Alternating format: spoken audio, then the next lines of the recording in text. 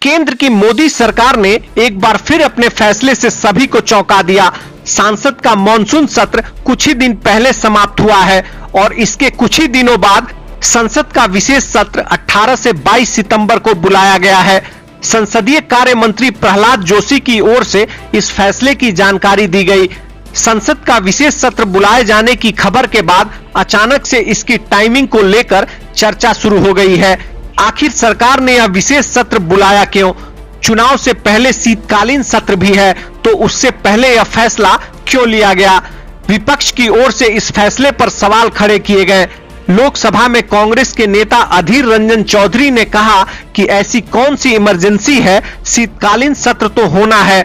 विपक्ष के सवाल के बीच समय पूर्व चुनाव, संसद की नई बिल्डिंग में प्रवेश, चंद्रयान और G20 विधानसभा चुनाव से पहले कोई बड़ा फैसला, एक देश का एक चुनाव का बिल या कुछ और, इसको लेकर अलग अलग चर्चा शुरू है। विपक्ष की ओर से दावे किए जा रहे हैं कि मोदी सरकार इस बार समय से पहले चुनाव करा सकती है। पश्चिम बंगाल की सीएम ममता बनर्जी की ओर से दावा किया गया है कि दिसंबर में ही सरकार लोकसभा चुनाव करा सकती है। नीतीश कुमार की ओर से भी ऐसा दावा किया जा चुका है।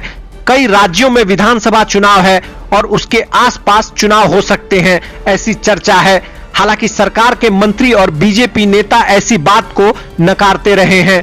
बता दें कि 2004 में बीजेपी नेतृत्व वाले गठबंधन ने समय से पहले चुनाव कराने का फैसला लिया था। 13 मई को तपती गर्मी में 2004 में चुनाव के नतीजे आए थे और इंडिया साइनिंग के नारे देने वाला एनडीए 10 साल के लिए सत्ता से बाहर हो गया था।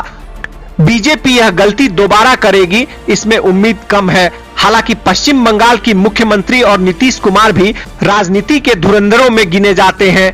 दोनों नेताओं ने समय से पहले आम चुनाव होने की संभावना जताई है, तो कहीं न कहीं इसके भी मायने होंगे। एक सच ये भी है कि चुनाव के लिए विशेष सत्र की कोई जरूरत नहीं, लेकिन 5 दिन के संसद सत्र में सरकार का इरादा क्या है, ये अहम है। सरकार कौन से महत्वपूर्ण बिल पास कराएगी, इस पर नजर रहेगी। माना जा रहा है कि सरकार कुछ ऐसे फैसले कर सकती है जिसका चुनावी राज्यों पर असर पड़ सकता है। दरअसल कुछ ही महीने बाद राजस्थान, मध्य प्रदेश, छत्तीसगढ़, तेलंगाना में चुनाव होने वाले हैं। 5 दिनों के इस विशेष सत्र में सरकार कुछ महत्वपूर्ण बिल पास करा सकती है। चर्चा कॉमन सिविल कोड की भी शुरू है, हालांकि इसकी संभावना काफी कम है। बीजेपी सबसे पहले इसे उत्तराखंड में लागू कराना चाहती है। इससे पहले जीएसटी के लिए संसद का विशेष सत्र रात को मोदी सरकार की ओर से बुलाया गया था। बहरहाल प्रधानमंत्री नरेंद्र मोदी अपने फैसलों से अक्सर लोगों को चौंकाते रहे हैं।